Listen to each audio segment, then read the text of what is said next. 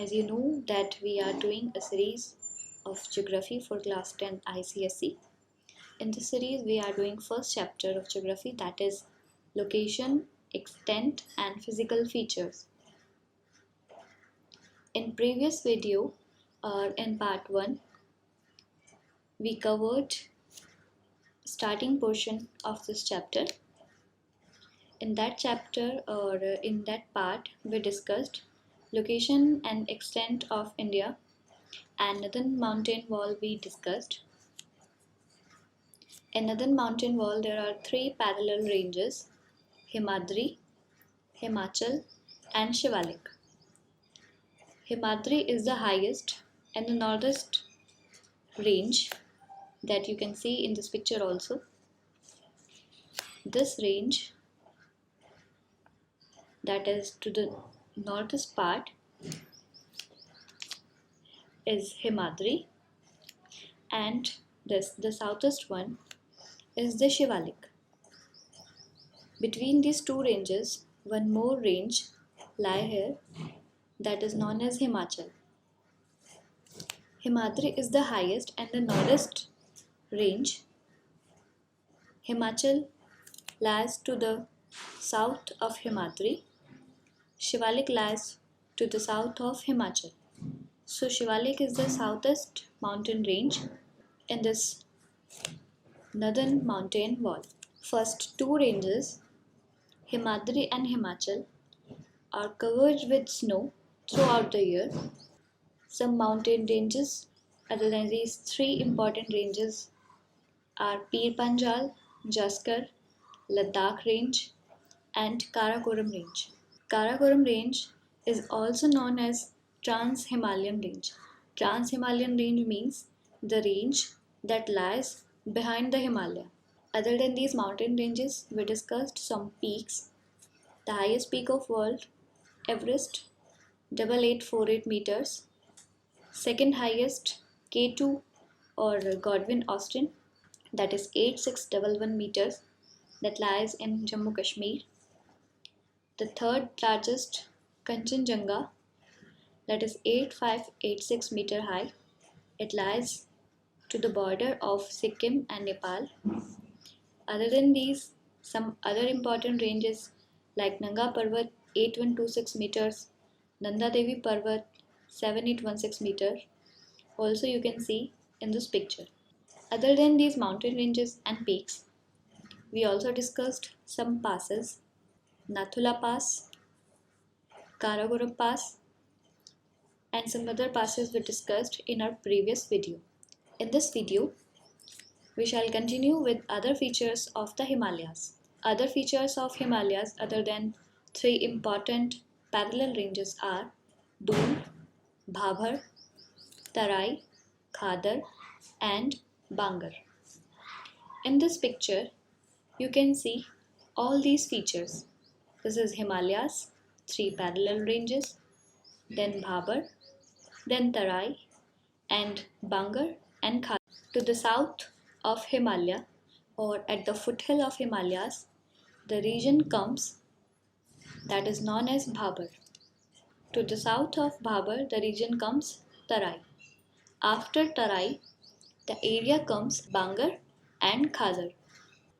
Doon valleys look like this. In this picture you can see Doon valleys are flat bottomed valleys between two mountain ranges, and the two mountain ranges between which these valleys lie are Himachal and Shivalik.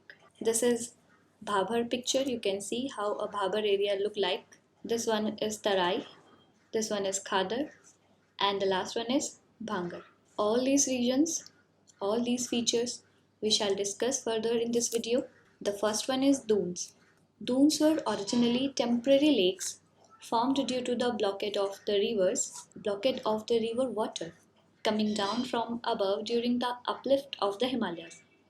When the Himalayan range was being formed, the land part was being uplifted because of the collision of tectonic plates. So the river water was blocked between some land parts, and these blockade water took the shape of lakes Then rivers eventually carved out their own courses and these lakes dried up. Boulders and debris were filled in lakes and turned these lakes into valleys. These flat valleys lie between the Himachal and Shivalik ranges. Some examples of these dunes are Dehradun, Patli Dun, Kota Dun, Harki Dun, etc. All these dunes are found between these two mountain ranges, that is Himachal and Shivalik. Two pictures of Dehradun and Harki Dun are also here. You can see these are flat bottomed valleys, and in some of these valleys a river stream can also be found nowadays too. In these two pictures you can see a water stream. The next one is Bhabar areas. Bhabar areas are porous gravel-ridden plains at the foot of the Himalayas where the Himalayan streams descend onto the plains. These streams are seen only in rainy season. In other seasons they get lost in the ground due to the high porosity of the surface.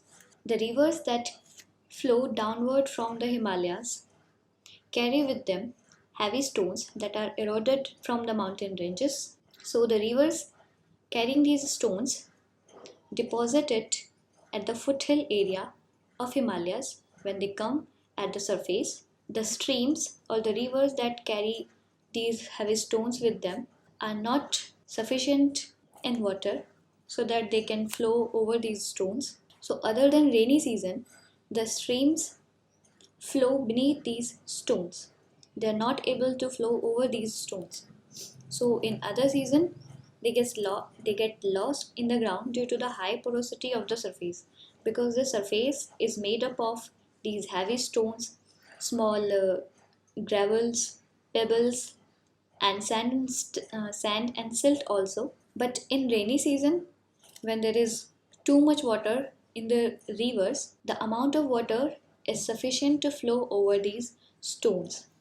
So only in rainy season the river can be seen in Bhabar areas. The next one is Tarai. As you can see in this picture, there are no heavy or large stones like Bhabar. It is an area consisting of marshy underground seepage formed when water from the Bhabar areas seep down in the soil and suddenly appear when the flat plains begin. So, Tarai area is a marshy underground seepage area. It is formed when the water that flows in Bhabar area seeps down in the soil, down in the ground, and when it comes to Tarai area, it suddenly appears and their flat plains are begin. It thus creates a swampy area because the surface water meets with the underground water. So it creates a swampy area. Ill drained and heavily forested area is this because the area is heavily forested. So various national parks and wildlife sanctuaries are also found in Tarai region. Tarai region that comes to the south of Bhabar, Bhabar that comes to the south of Shivalik range. So in these national parks and wildlife sanctuaries, some wild animals like elephant, tiger, rhinoceros, deer, etc. are found. Some wild birds, other insects, and some wild trees are also found here. Various kind of herbs are found in Himalayan ranges, but a tremendous amount of forest cover is found in Tarai area because the area is ill drained and heavily forested. Because the eastern Himalayas get heavier rainfall than the western Himalayas, and why the eastern Himalayas receive more rainfall than western Himalayas, we shall discuss in our next chapters, in which we shall discuss the rainfall pattern in India or the climatic pattern of India. Tarai areas are more widespread in the eastern region of the North India than in the west. The Tarai areas have now been drained, cultivated, and developed for growing sugarcane, wheat, tea, etc. To meet the demand of increasing population, the cultivation is must to be done. So, various areas, various fields have been formed, cleaning the forest, and now agriculture is done on that area. The next one is Khadar and Bangar. In this picture, you can see how an area of Khadar can look like. Khadars are new alluvium brought down by the rivers in low-lying zone. So the rivers coming from Himalayas carry with them heavy stones, silt and sand. Heavy stones are deposited in Bhabar area. Sand and silt are deposited in Tarai area, and the finest particles are brought further. So the new alluvium or the new soil is brought down by the rivers in Khadar area, and these areas are liable to inundation during flooding and rainy season. During the flood, or these areas are prone to flood. During flood, rivers carry new silt, new sand with these. So these areas yearly get new alluvium or the new soil that is very much fertile and is very helpful for agriculture. The next one is Bhangar. You can see in this picture the area Bhangar. It is old alluvium in river beds in the form of terraces found above the floodplain level. So this older alluvium does not get new alluvium or new soil every year like Khadar, and Bangar areas are riverbed areas in form of terraces. In this picture you can see this one is Khadar near the river valley or the nearest to the river valley.